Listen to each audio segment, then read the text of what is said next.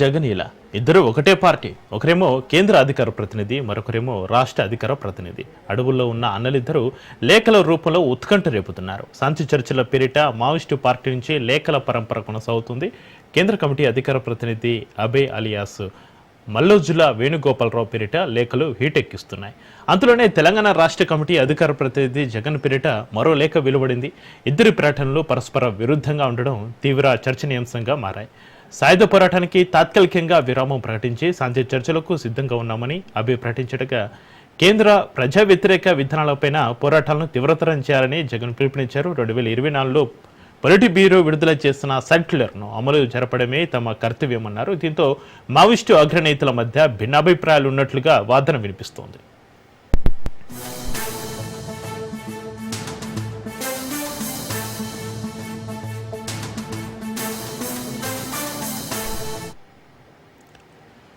ఆయుధాలను వదిలేస్తామంటూ అభయ్ పేరిట లేఖ విడుదలైంది. మావోయిస్టు పార్టీ పంతాకు పూర్తి విరుద్ధమైన అంశాలు ఆ లేఖలో ఉండడం, పైగా అభయ్ ఫోటో ముద్రించి ఉండడం, ప్రజల అభిప్రాయాలు తెలుసుకోవడం కోసం అంటూ ఈమెయిల్, ఫేస్బుక్ ఐడీలు ఇవ్వడం అనేక అనుమానాలకు తావిస్తుంది. అంతలోనే జగన్ పేరిట మరో లేఖ దుమారం రేపుతుంది. ఆయుధాలు వదిలిపెట్టే విషయంలో మావోయిస్టు పార్టీలో భిన్నాభిప్రాయాలు వ్యక్తమవుతున్నాయి. ఆపరేషన్ కగార్ ప్రారంభమైన తర్వాత మావోయిస్టు పార్టీ కేంద్ర కమిటీ సభ్యులు, పొలిటి బ్యూరో మధ్య సమాచార సమన్వయ లోపం ఉన్నట్లుగా తెలుస్తోంది.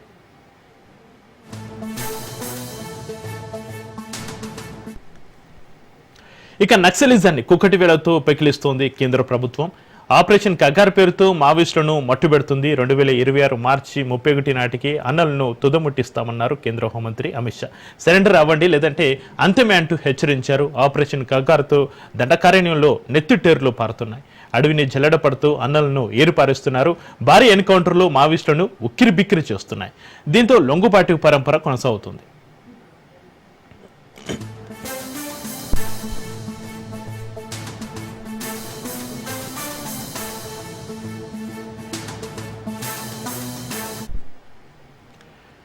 పంతొమ్మిది 1967లో పశ్చిమ బెంగాల్లోని నక్సల్బరీ గ్రామంలో మొదలైన నక్సలైట్ ఉద్యమం దేశవ్యాప్తంగా వ్యాపించింది. తూర్పు మధ్య భారతంలో రెడ్ కారిడార్ పేరిట కార్యక్రమాలు చేస్తుంది. వామపక్ష తీవ్రవాదాన్ని నిర్మూలించే దిశగా కేంద్రం చర్యలు చేపట్టింది. మావోయిస్టు పార్టీ జాతీయ ప్రధాన కార్యదర్శి నంబాల కేశవరావు అలియాస్ బసవరాజు మృతి ఎర్రకోటకు కోలుకోలేని దెబ్బ. తాజాగా మావోయిస్టు అగ్రనేతల లేఖలు హీటెక్కిస్తున్నాయి.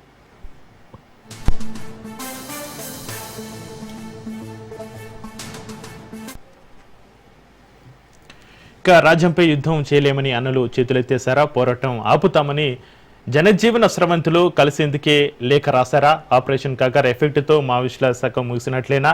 అన్నలు గన్నులు వదిలేస్తే జనజీవన స్రవంతి పేరిట అర్బన్ నక్సలైట్లుగా మారుతారన్న ఆరోపణలో నిజమెంత? మావోయిస్టులు చాప కింద నీరులా విస్తరిస్తారని పాలకులు భయపడుతున్నారా? ఇలా అనేక సందేహాలు సర్వత్రా వ్యక్తమవుతున్నాయి. దీనికి సంబంధించి మరింత సమాచారాన్ని మా ప్రతినిధి పవన్ లైవ్ లో అందిస్తారు. పవన్, అడవులో ఉన్న అన్నలిద్దరి లేఖల ఉత్కంఠకు సంబంధించి మీ దగ్గర ఉన్న అప్డేట్స్ ఏంటి పవన్?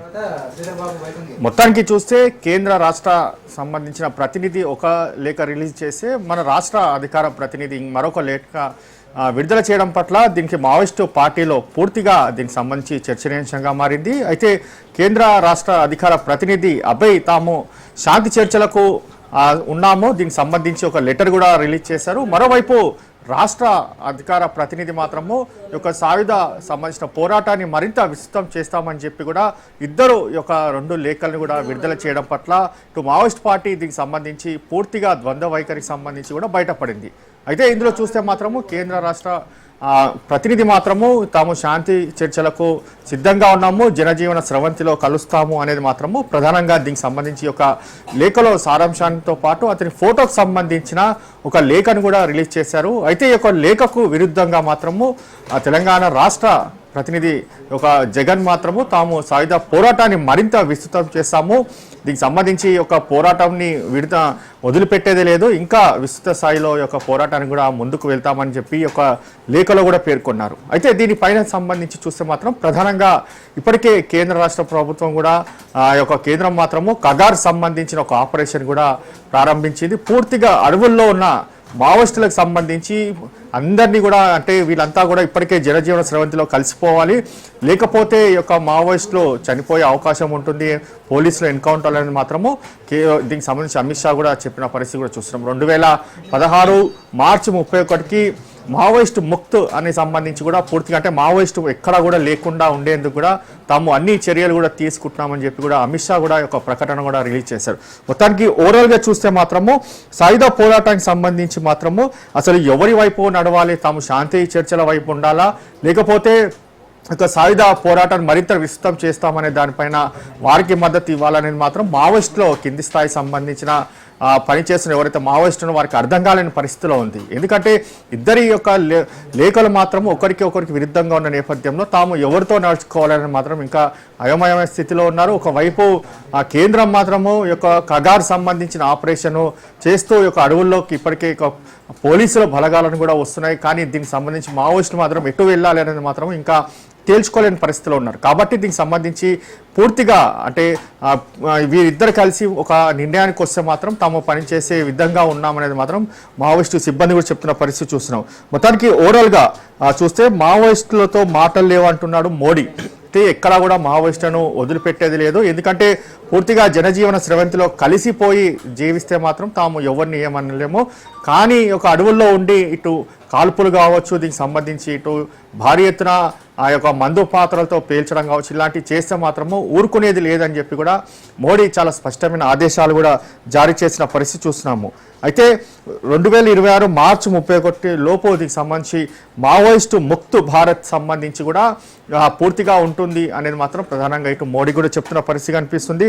అయితే ఈ యొక్క మావోయిస్ట్ సంబంధించి ఓవరాల్గా చూస్తే ఇప్పటికే మావోయిస్టులంతా కూడా చాలా స్ట్రెంత్ అని కూడా చాలా తగ్గిపోయింది. కాబట్టి దీనికి సంబంధించి ఒకవైపు కేంద్ర అధికార ప్రతినిధి ఒకవైపు ఒకలా ఉంటే రాష్ట్ర అధికార ప్రతినిధి ఒకవైపు ఒకలా ఉన్నారు. కాబట్టి దీనికి సంబంధించి మాత్రము మావోయిస్టులు అట్లా ఎటు ఉండాలనేది మాత్రం తేల్చుకోలేని పరిస్థితిలో ఉన్నారు. అయితే పవన్ అన్నలు గన్నులు వదిలేసి జనజీవన స్రవంతి పేరిట అర్బన్ నక్సలైట్లుగా మారతారన్న ఆరోపణలో నిజమెంత అంటారు?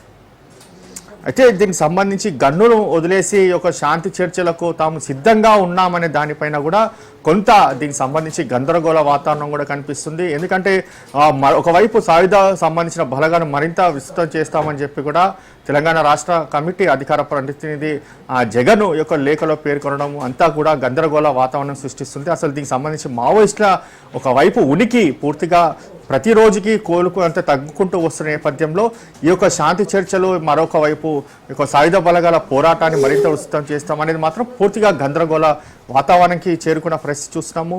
దీనికి సంబంధించి మాత్రము ఇక్కడ ఇలాంటి దామకు అర్థం కావాలనే పరిస్థితిలో ఉన్నట్లుగా దీనికి సంబంధించి చెప్తున్నారు.